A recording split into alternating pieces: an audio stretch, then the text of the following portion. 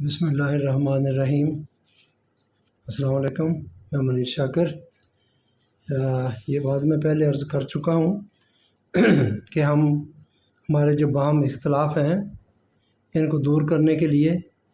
ہمارے پاس صرف اور صرف قرآن پاک ہے، جس کی حفاظت کا ذمہ اللہ تعالیٰ نے لیا ہوا ہے، تو ہم ہر بات کو اس پر پرکھ سکتے ہیں، تو وہ ہمارے اختلافات کو دور کر سکتا ہے۔ الہامی کتابیں نازل ہی اس لیے ہوتی ہیں جو اس وقت اختلافات ہوں ان کو دور کرنے کے لیے، یا دوسرے الفاظ میں کہہ لیں آپ، قرآن پاک آیا ہی اس لیے ہے کہ وہ ہمارے اختلافات کو دور کر دے،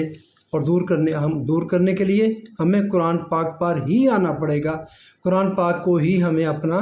مرکز ماننا پڑے گا۔ مسلمانوں کے مختلف فرقوں میں جس قدر جھگڑے ہیں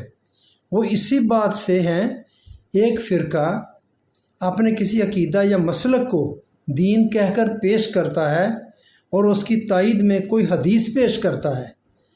تو دوسرا فرقہ اسے یہ کہہ کر رد کر دیتا ہے کہ یہ حدیث قول رسول ہے ہی نہیں۔ یہ جھگڑے 1000 برس سے مسلسل چلے آ رہے ہیں، اور ظاہر ہے کہ ان کے مٹنے کی کوئی صورت ہی نہیں ہے، اس لیے کہ آج ساری امت کے پاس کوئی ذریعہ ایسا نہیں جس سے یہ یقینی طور پر متحقق ہو سکے کہ فلاں حدیث فی الواقعی رسول کریم صلی اللہ علیہ وآلہ وسلم کا فرمان ہے۔ اس کا صرف اور صرف ایک طریقہ ہے کہ اس حدیث کو، اس فرمان کو قرآن کی کسوٹی پر پرکھا جائے، پھر پتہ چلے گا کہ وہ صحیح ہے یا نہیں۔ تمام کا تمام جو مواد ہے ہمیں صحاح ستہ میں ملتا، اس کو قرآن کے اندر